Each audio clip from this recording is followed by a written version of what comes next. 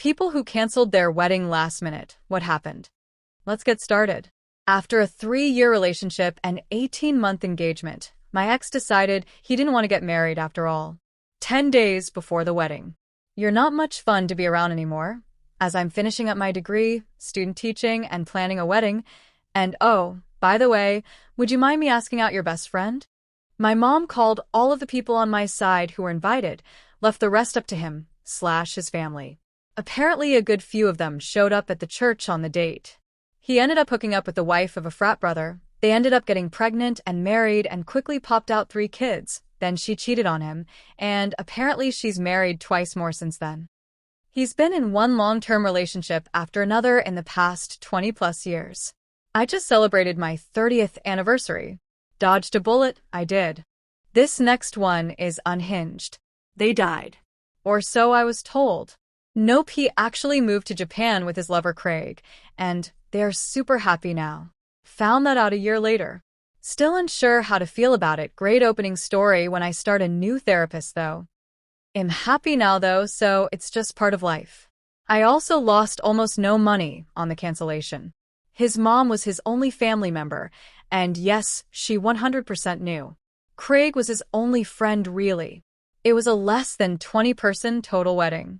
Not getting married was probably for the best, though. By the way, they had a viewing for him and everything. I was told he was cremated. Me and his mom fought over his ashes, and I never got any. Makes sense now, huh? So yeah. Next. I was engaged for 3 years to a single mother. She was great, a fantastic girlfriend/fiancé. The relationship was near perfect. Except for one thing, her 8-year-old boy.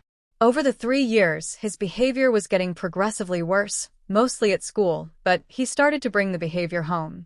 Around my fiancé, he'd be as good as gold. The moment her back was turned, or she'd pop out to the shops, he would turn into an absolute terror. He'd break things and blame me. He would harm my dog. I caught him trying to pull my dog's eyes out for fuck's sake. He'd steal my things, etc. My home life was miserable because of it. My only happiness came from when he was at his father's every other weekend, and at 4 p.m. on the Sunday when he'd return home, it was like a storm cloud coming over all of a sudden. I was depressed, stressed, which caused me to gain an enormous amount of weight. I would lock myself away in the bedroom just to be away from him. Then one day I realized I could leave, so I did. 2 months before the wedding. My family were pissed, her family were pissed, but nobody saw how miserable I was. Fast forward 2 years, I'm the happiest I've ever been. I'm the leanest I've ever been. I managed to secure a high-paying job. I'm debt-free with a healthy amount of savings, and for the first time in my life, I feel like I've achieved something, and I'm proud of that. God knows where I'd be if I had gone through with the wedding. Okay, brace yourself for the next one. Maybe not last minute since we never got past the planning stage, but I threw all notion of planning a wedding out the window because every time we planned to announce our engagement and make plans for the wedding date and party, someone in my husband's family would die. It happened 3 times in a row. Then COVID took the world by storm. Then my grandfather announced a heart revision surgery after his risky INITEL surgery years earlier, and while he survived and is perfectly fine now. He announced his wedding, and my husband's surviving family left the state to move to a LOC of living area, so we simply gave up. I never wanted a blowout event or even a hired planner, just an intimate vow ceremony, signing the paperwork, and a small private party, so it was fine by me. We ran off to the courthouse on our anniversary for vows and paperwork, and only invited our loved ones to meet us for brunch afterwards for an intimate yet casual reception. We brought cheesecake and cannolis home for dessert as the wedding cake el mayo. Next story. My ex's family had money. They were going to buy the house we found and wanted cash, and we were going to repay them in full mortgage style. We split up when her mother started telling us how I was going to renovate the house, how we were going to do this and that.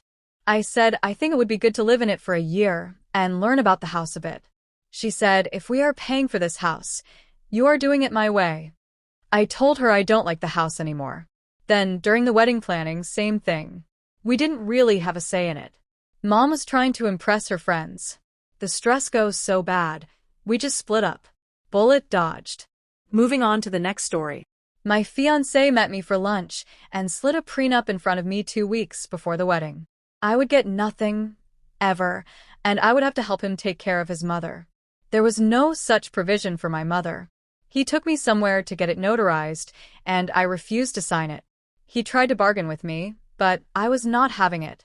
I took the dress back to the store, kept the shoes because they were cool, and canceled everything. He suggested couples counseling, and I went once.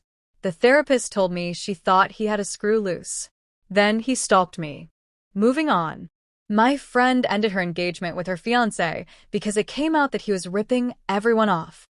He was an investment banker, charismatic guy, who had convinced everyone he knew, family, friends, her family and friends, businesses, anyone he could really, to invest with him, lying about the returns, robbing Peter to pay Paul's situation. It all came to light along with the fact she knew, and he was physically abusing her to keep her quiet. He ended up in prison. Next story.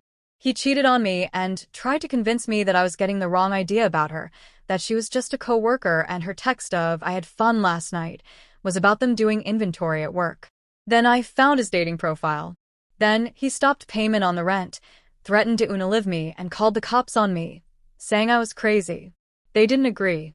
I remember feeling so small and so betrayed.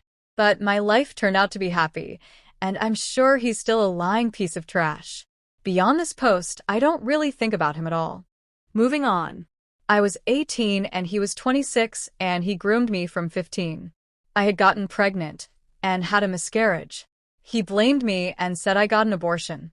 I was tired of being alienated from my family, friends. He didn't want me to go to college. He didn't want me to work. He was emotionally and mentally abusive, and he cheated so damn much. He ended up getting married 3 months later to a 17-year-old he met at a club and had tricked him into believing she had gotten pregnant from a one-night stand. Supposedly, she was 2 months further along than he thought, and she married him to get papers. They ended up getting a divorce a year later. He then brought over his first cousin from Honduras, and she was 17 as well. He was in his 30s at this point. Married her in 6 months. Had 2 kids, and now they're getting a divorce because of how controlling and abusive he was. I dodged an effing cannon. You've come to the end of the video. That's all for today. Thank you for watching.